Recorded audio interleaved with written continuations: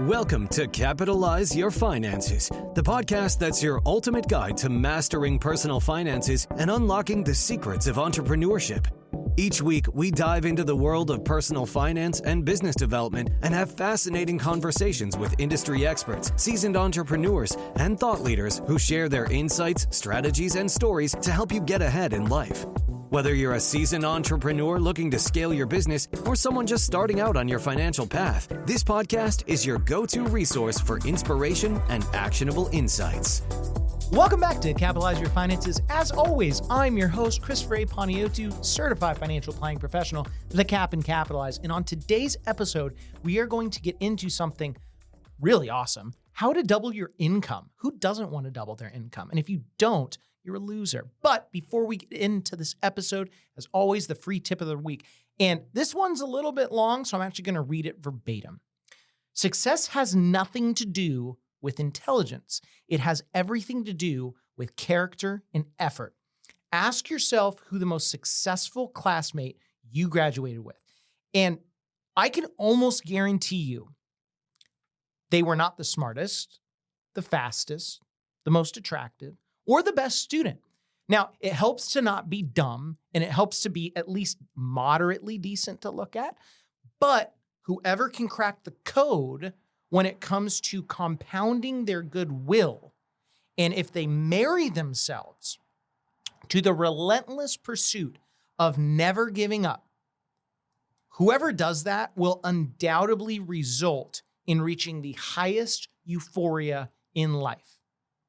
So now we've got that fun little free fact out of the way for you. Let's get into some of the best takeaways for doubling your income. So the first one, it's kind of an indirect tip. We talked about it in the past, but it needs to be stated again with a slight twist. Fill your calendar to the absolute tips. So chances are people that are going to be listening into this episode, if you are trying to double your income, more likely than not, you're probably just starting out. Now, even if you're not just starting out, this is going to be really helpful for you, and you can probably get ahead faster than those that are starting out just because you've compounded some life success. However, when it comes to the calendar side of things, why do we start with this? The reason why you start with filling your calendar to the tips to double your income, you're just getting your reps in. You're getting as many reps in as humanly possible, because chances are, if you're just starting out, you don't have the muscle memory in your craft to go and double your income immediately. But the more reps you have, the better you're going to be. Now, I'll tell you what I did early on, and more importantly, I want to tell you what I would have done differently. So I'm sort of known for, the 6 networking events a week for my first couple of years in my business. And, that was borderline suicidal, but, I was single, didn't have any kids, all that stuff. That part I still would have kept true. And as far as getting people on the calendar, I would have done it slightly different. And it's really easy for us to go and Monday morning quarterback and say, oh, Chris, why didn't you do this in the past? Like, this was so obvious. However, when you're in it and you don't have someone telling you what you need to do, it's hard to work on yourself when you're in it, so to speak.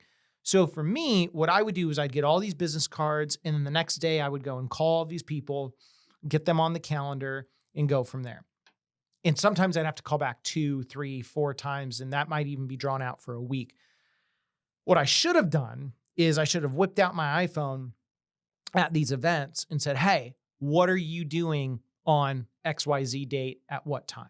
Or another way to say it is, hey, what times work best for you? I would love to work with you. I'd love to see how I could help you. I'd love to see how I could partner with you, depending on the conversation that you're having.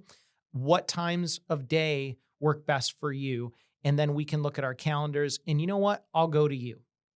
The reason why you're going to go to them, you're showing whoever it is you're talking to, whether it's a potential client, a business partner, a center of influence that will have kind of like they'll be your cheerleader out in the open and have influence on you.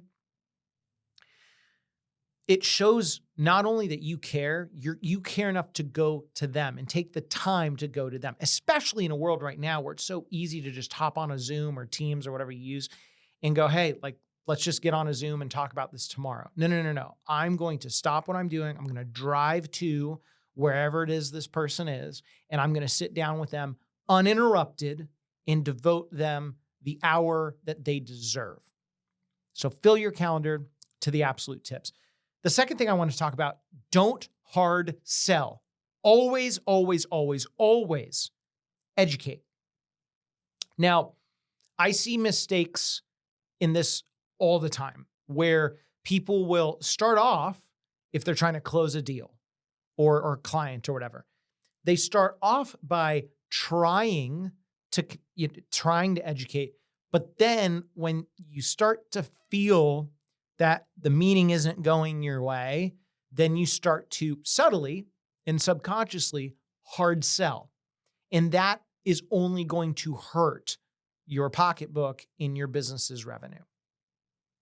Now, we've mentioned that in the past, and that all still stays the same. One thing I want to add on top of that we actually haven't mentioned on this show is the art of having skin in the game. And not only skin in the game, but aligning yourself as much as possible with whoever it is you're trying to sell to. So again, I'm just going to use my business for a second, and then I'm going to translate it into a couple other examples. So as a planner, one of the things that we do is we invest clients' money on their behalf. And just as a reminder, I'm 33 years old. And so as far as a lot of short-term investments, my wife and I are focused on the long term. Okay. So as far as short-term investments go, I won't necessarily utilize those for myself. I will for clients, and I would tell them, hey, if I was in your boat, of course, that's what I would use. But it would be inappropriate for me to use something that is generally used for people in their 60s with me being 33. Only exception to that is athletes, but I can make a whole nother episode on that. Going back to the alignment side of things with long-term investing, I have a rule that unless my wife and I, with alternative investments, unless we have actively put our money into those investments with a few minor exceptions that kind of relate to what I said earlier, we will not recommend them. And by we, I mean me, will not recommend them to clients, period. And the reason why I think that's so valuable is when I'm chatting with a client and they're asking, well, what are you doing to grow your net worth? There is a ton of power in showing them your statement saying, hey, look, this is exactly what I'm doing. This is why I'm doing this. This is why I'm recommending it to you. It's as aligned as humanly possible. Same thing with the 401k. I don't think I'm going to be able to mention it specifically due to compliance, but there is a specific retirement plan platform out there that I generally recommend for businesses starting $0 to $1 million in assets and in a 401k. And Capitalize Your Finances has the exact same lineup, the exact same settings, everything to a T, because I want to be aligned as much as possible with my peers that also run a business that we plan for. Now, how does that work for other businesses? Okay, well, if you are a car salesman and you are trying to sell a Ford, it's going to look really sketchy if you drive a Toyota, because why are you promoting a car that you're not even using? If you are, I don't know. I mean, pick your poison here. If you are, if you work at Nike and obviously your job is to sell Nike's clothes and all you wear to your work, I mean, you'd get fired for this, but is Adidas or Under Armour or Reebok or whatever the case may be. That is blatant misappropriated alignment. And whatever your business is, you've also got to ask yourself, okay, if I was being sold what I do, would I actually pay for it? That's pretty crazy to think about. I mean, I can think of a lot of people, and I've actually spoken to a lot of people where they go, whoa, like what I do doesn't actually provide the return on investment for my clients. And if you have that thought, you can either complain about it or you can level up and go, okay, Now I know what I need to do to earn my clients or customers return on investment. And that's really, really, really big. So we're going to take a quick commercial break. When we come back, we're going to go over the last two that I have as far as how to double your income. And you're going to want to stick around because these are fantastic. Bias aside, stick around. Are you ready to transform the way you approach sales? This episode is sponsored by the second book in the Capitalize series, Capitalize Your Sales, the all-in-one sales framework that saves you from ever struggling again and teaches you how to sell with sincerity, which dives deep into the art and science of driving sustainable growth. Packed with strategies that go beyond surface-level techniques, this book will help you understand what it takes to truly connect with clients, build long-term relationships, and close deals. Whether you're looking to fine-tune your sales craft or break through to the next level, Capitalize Your Sales offers a roadmap to success designed for today's fast-paced business world. Head on over to your favorite bookstore, order today, and start capitalizing your sales immediately. And now, back to the episode. Welcome back to the show. We're going to get right into it, and you're going to have to buckle up because it is going to get positively intriguing on how to double your income. With number 3 on my list, in the start of your career, build up as many business partners as possible, but as time progresses, concentrate on the highest return on invested capital and return on investment. Excuse me. Now, I want to explain what this doesn't mean. This does not mean as you go along in your career, you just start cutting people out. What I'm saying is you need to focus on those business partners that are providing the highest return on investment for you. So let's say that you are, I don't know. Okay, let's say you're a third-party administrator and you do administration for retirement plans. And you work with a number of financial advisors or CPAs or attorneys because they can all possibly refer you business. And over time, out of all the CPAs that you have, maybe only 2 or 3 are really revving your engine.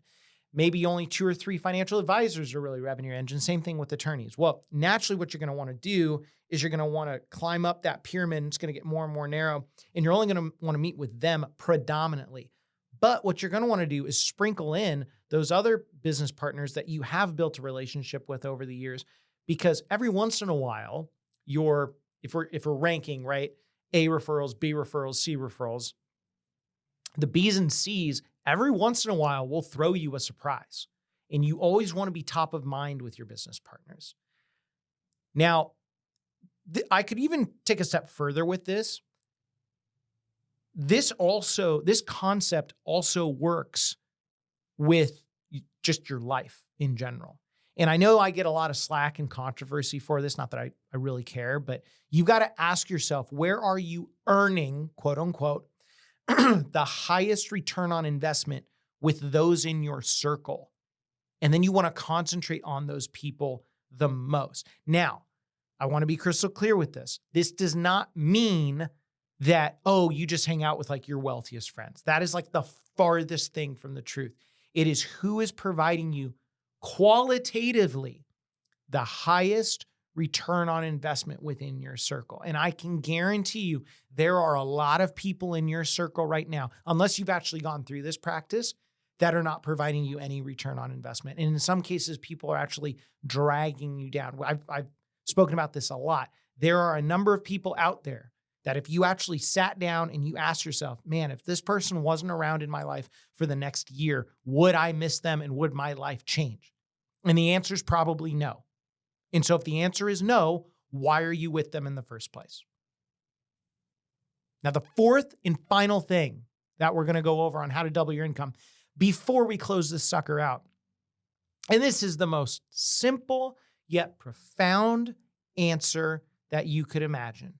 Do not quit.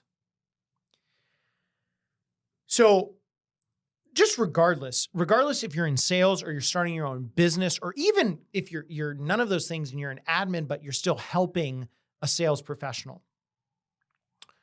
Anyone starting out, there's that adrenaline, there's that honeymoon phase, of excitement, of growing something, of building something, of becoming successful, or dreaming of, hey, when I get to this point where I have X amount of dollars or X amount of clients or X amount of sales, that's when I know I'm going to make it.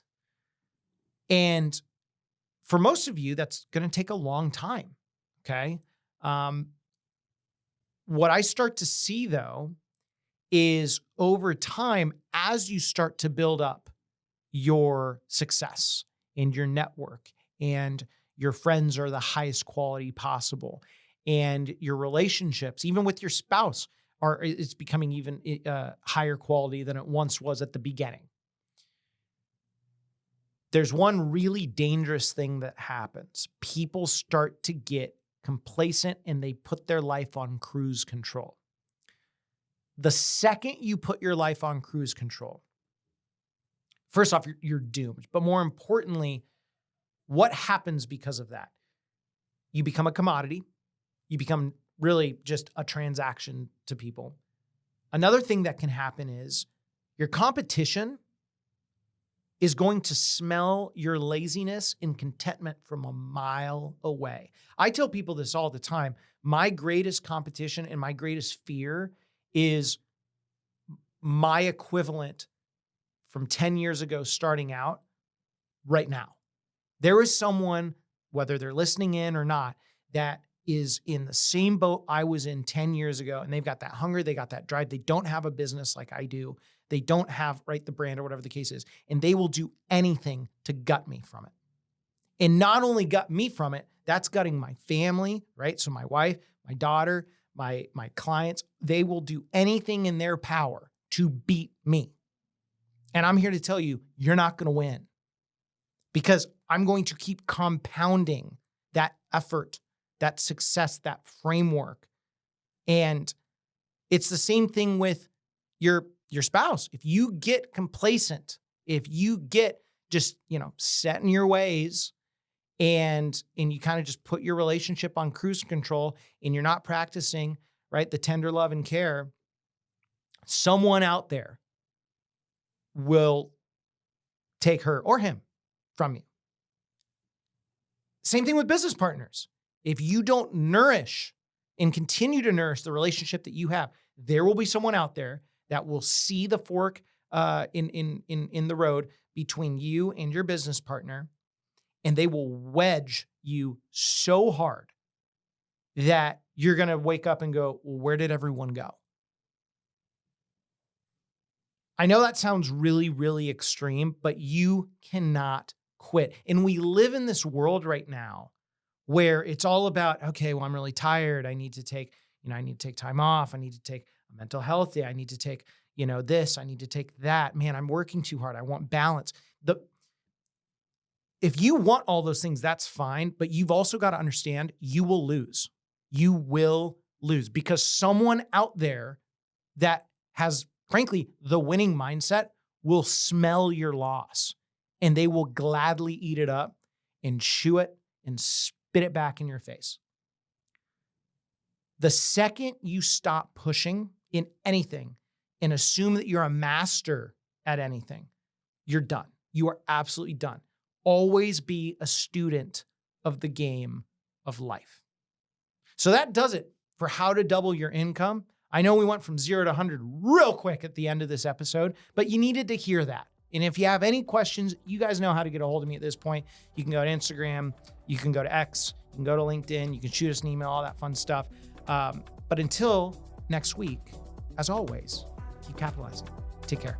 As always, thank you for joining me today. If you have questions about today's episode or any personal finance questions, please reach out to me at Cap and Capitalize on Instagram, Chris at capitalizeyourfinances.com, or via our website, capitalizepodcast.com. If you want more Capitalize Your Finances content, head on over to capitalizepodcast.com and check out our blog, free resources, book, and online course.